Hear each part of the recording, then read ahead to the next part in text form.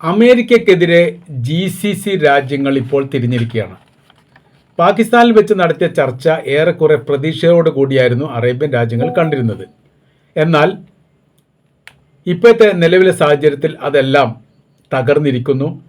ആ ഒരു ചർച്ചയുമായിട്ട് ബന്ധപ്പെട്ട കാര്യമേ മുന്നോട്ട് പോവുക പ്രയാസമാണ്. എന്നാലും അതിൻ്റെ ശ്രമകാര്യങ്ങളൊക്കെ നടക്കുന്നുണ്ട് എന്ന വിവരം പുറത്തു വന്ന് റഷ്യ അതിൽ ഇടപെട്ടിട്ടുണ്ട് എന്നുള്ളതും, പാകിസ്ഥാൻ വിദേശകാര്യമന്ത്രി റഷ്യയുമായിട്ട് സംസാരിച്ചു എന്നുള്ളതും, റഷ്യയുടെ പ്രസിഡന്റ് അമേരിക്കൻ പ്രസിഡന്റുമായിട്ട് സംസാരിച്ചിട്ടുണ്ട് എന്ന തരത്തിലുള്ള റിപ്പോർട്ടുകളൊക്കെ വരുന്നുണ്ട്. അതൊരു സ്ഥിരീകരണ റിപ്പോർട്ടായിട്ട് ഇപ്പോഴും കാണാൻ വേണ്ടി സാധിക്കുന്നില്ല. ഇപ്പോൾ സ്ഥിതി എന്ന് പറഞ്ഞാൽ സങ്കീർണമാണ്. കാര്യം എന്ന് പറയുന്നത്, ഈ ഹോർമുസ് കടലുമായി ബന്ധപ്പെട്ട കാര്യത്തിൽ ഒരു തീരുമാനം എടുക്കാൻ വേണ്ടിയിട്ടോ അതിനെ ഒരു സ്വതന്ത്ര പാതയാക്കാനോ നിലവിലെ സാഹചര്യത്തിൽ അമേരിക്കക്ക് സാധിക്കില്ല.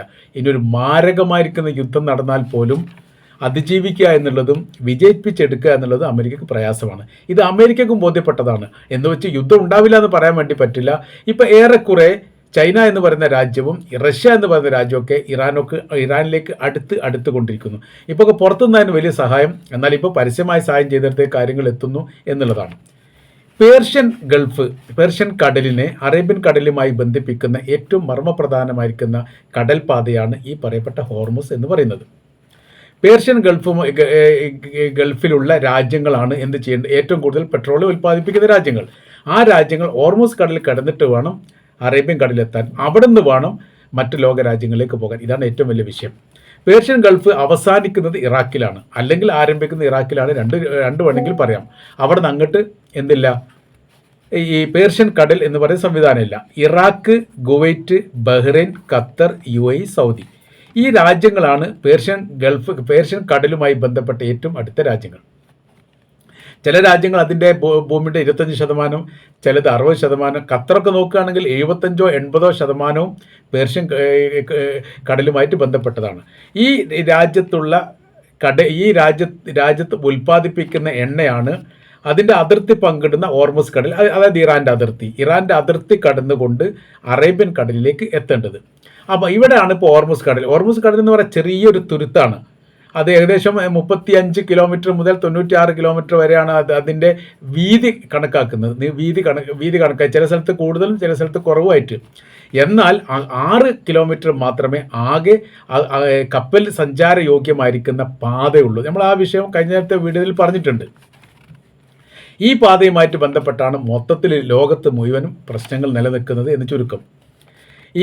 ഇവിടെ ഇപ്പോൾ ചെയ്യേണ്ട കാര്യം, അറേബ്യൻ രാജ്യങ്ങൾ ഇപ്പോൾ അമേരിക്കയോട് പറഞ്ഞിരിക്കുന്നത്, നിങ്ങളാൽ ഞങ്ങൾ പ്രയാസപ്പെട്ടിരിക്കുന്നു. കാര്യം യുദ്ധവുമായിട്ട് ബന്ധപ്പെട്ട എല്ലാ കാര്യങ്ങളും കൃത്യതയോടുകൂടിയൊന്നും പുറത്തു വരില്ല, അപൂർവമായിട്ട് പുറത്തു വരികയുള്ളൂ. വലിയ സാമ്പത്തിക ബാധ്യതയും സാമ്പത്തിക പ്രയാസവും ഇപ്പോൾ അറേബ്യൻ രാജ്യങ്ങൾക്കുണ്ട് എന്ന് പറയുന്ന സമയത്ത് അവിടെ ജോലി ചെയ്യുന്ന കമ്പനികൾക്കും തൊഴിലാളികൾക്കും ഇന്ത്യയിലെ നമ്മുടെ രാജ്യത്തൊക്കെയുള്ള പ്രവാസികൾക്കും അതിൻ്റേതായിരിക്കുന്ന പ്രയാസങ്ങളുണ്ട്.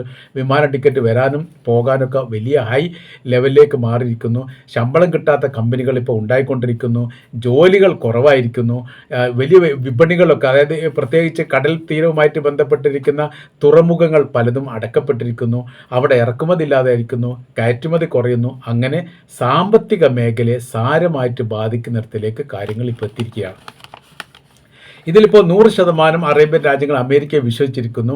എന്നാൽ അമേരിക്കക്കാണെങ്കിൽ ഈ പ്രശ്നത്തിൽ പരിഹാരം ഉണ്ടാക്കാൻ വേണ്ടി സാധിക്കുന്നുമില്ല.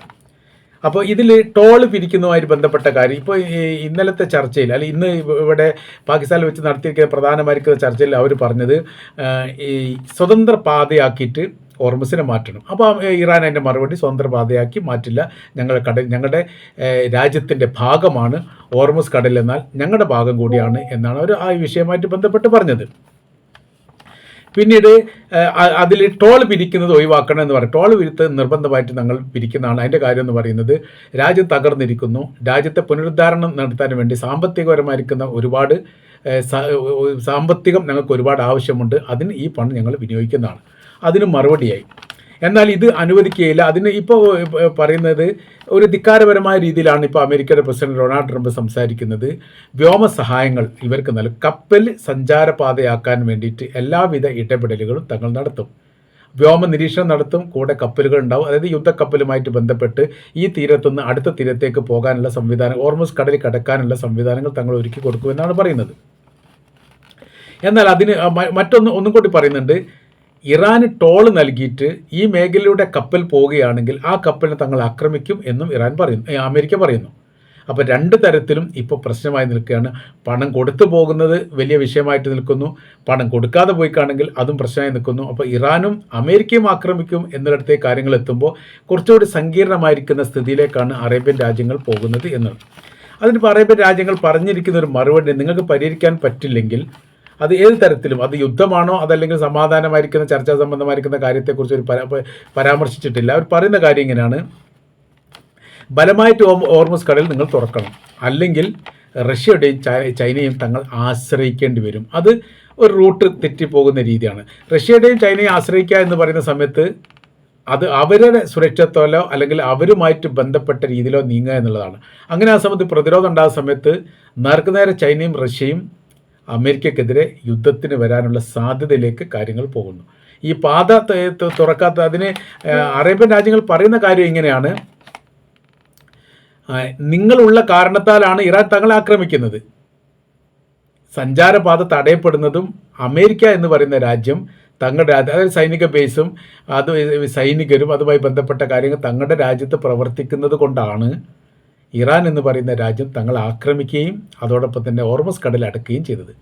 നിങ്ങൾ ഇവിടുന്ന് ഒഴിഞ്ഞു പോവുക എന്നുള്ളതാണ് അതിന് അനിവാര്യമായിരിക്കുന്ന കാര്യം. അപ്പോൾ അങ്ങനെ വരുന്ന സമയത്ത് വലിയ പ്രതിസന്ധിയിലേക്ക് അമേരിക്ക പോകുന്നു, അല്ലെങ്കിൽ അമേരിക്ക ഇപ്പോൾ പ്രതിസന്ധിയിലൂടെയാണ് പോയിക്കൊണ്ടിരിക്കുന്നത് എന്നുകൂടി പറയാൻ വേണ്ടി സാധിക്കും.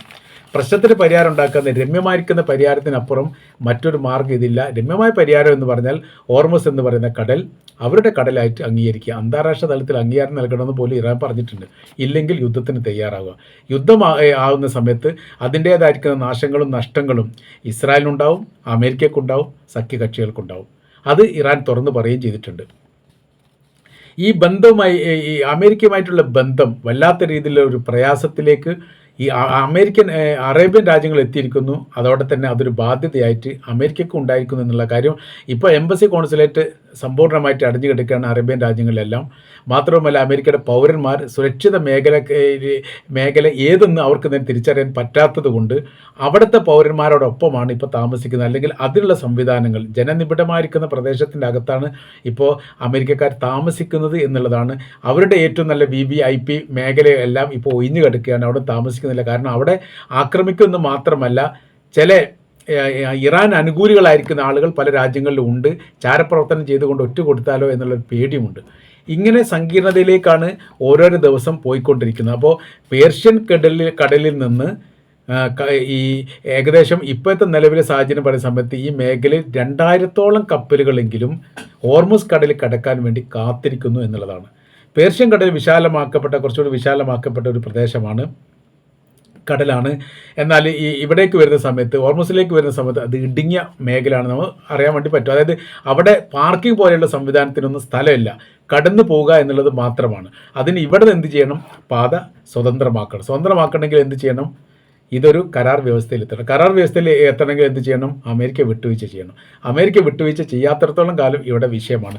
അപ്പോൾ യുദ്ധം ചെയ്ത് കീവ് എത്ര ശക്തമായിരിക്കുന്ന യുദ്ധം ചെയ്താലും ഒരു സ്വതന്ത്ര സംവിധാനത്തോടു കൂടി ഹോർമുസിൻ്റെ കടൽ ഇറാൻ്റെ അനുവാദമില്ലാതെ തുറക്കുക എന്ന് പറഞ്ഞാൽ അസാധ്യമായിരിക്കുന്ന കാര്യമാണ് എന്ന് ഇപ്പം തന്നെ വിലയിരുത്തുന്നുണ്ട്.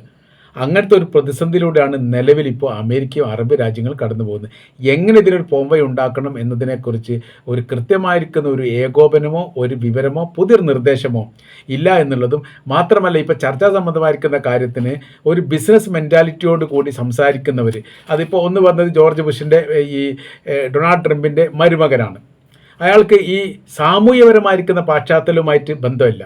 ഇവിടെ നിന്ന് പോയത്, ഇറാനിൽ നിന്ന് പോയതെന്നൊക്കെ PhD അടക്കമുള്ള വലിയ വിദ്യാഭ്യാസം നേടിയവരും മറ്റവർ ബിസിനസ്സുകാരുമായിട്ടാണ് ചർച്ച. അതൊരിക്കലും ഫലവത്തായില്ല എന്നുള്ള കാര്യം ഉറപ്പാണ്.